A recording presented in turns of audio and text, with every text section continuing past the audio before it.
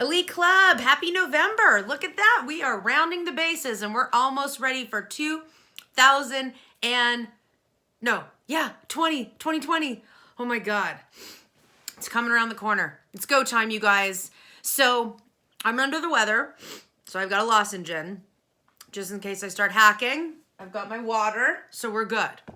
What I was gonna do today for my mastermind video is go through some of the questions that came in at our last Elite Club group call that I didn't get to answer because you guys sent in really great questions and I wanted to get back to everybody. So as we close out 2019, I want to make sure all of your questions are answered. Okay, so here's a few in no particular order. When escrow is so busy, what are some suggestions to help them see the importance of more new business? So first and foremost is we've got to be making things very easy. Like, you know, Amazon is, you just point, click, swipe, boom, it's being sent.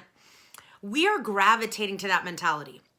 In the escrow world, it's a bit similar. Like to me, it'd be like, hey, I'm going to design this flyer. Is this cool? You're on it. I'm sending it out. Yeah. Okay, good. I'm going to do this video. I'd like us to meet. It's just 10 minutes. You just have to say this. I'm going to ask you these 2 questions. Can you do this answer? I'll videotape everything. I'll edit it, you know, and take care of it. And also, you know, I'm going to send an email out. I'm going to CC you. Can you just reply back? Love the opportunity to meet with you or work with you. So you make it simple, easy for them, okay? The easier it is, the more likely they're going to gravitate to doing it. And the other thing that I'd recommend, doing huddle meetings.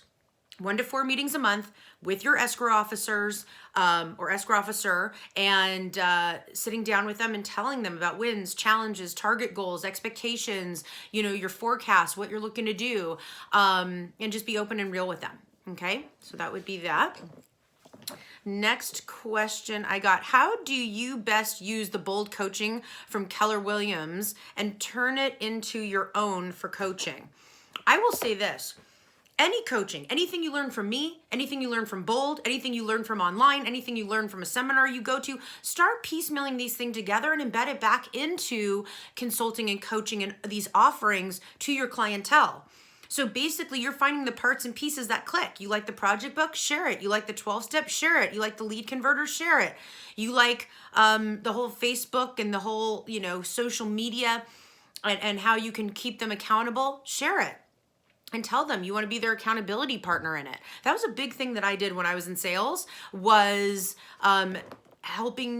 coaching and consulting for people in analyzing of their businesses, whether it be from my own secret sauce or things that I picked up that I really liked and enjoyed.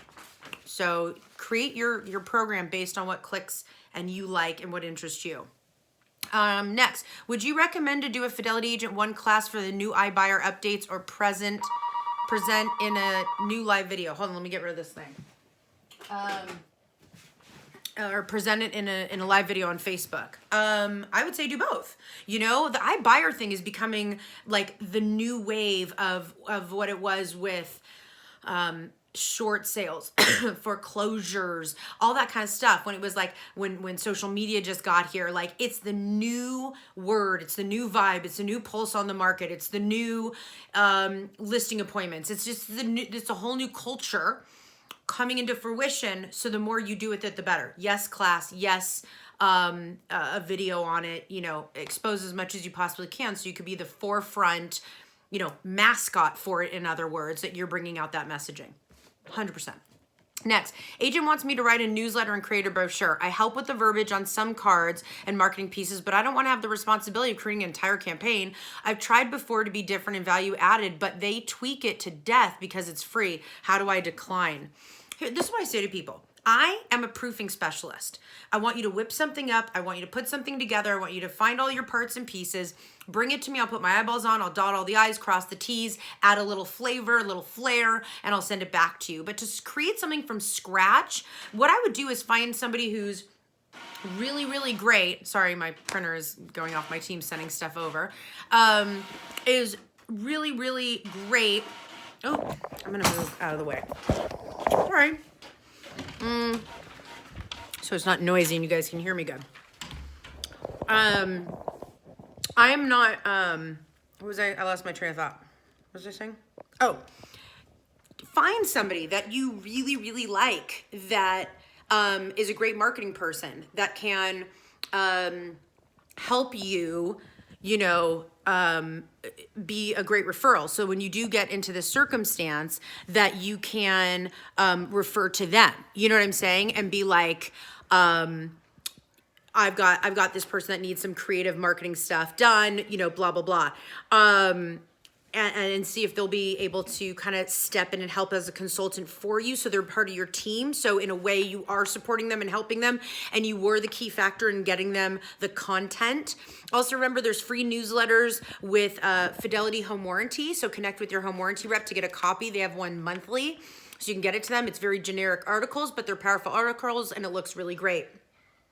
Next question. How often do you suggest scheduling a catch-up meeting with your mega producers? They generally don't need us as much attention as they have everything dialed in systems and staff, but I like to have a catch-up meeting to make sure all is well, show them my gratitude, and talk about new products. So to me, the project book will really help you with that. If you're sustaining your project book and managing, calling, you know, going down the row, by the time you get to them, if you feel it's time, use that in your messaging. A lot of times with the maintenance through project book, we always say, you know, just to give them the content over the phone. But if you get a vibe on somebody that like they need to meet, it would be a great time through that. So use the project book as the deciding factor for the time there.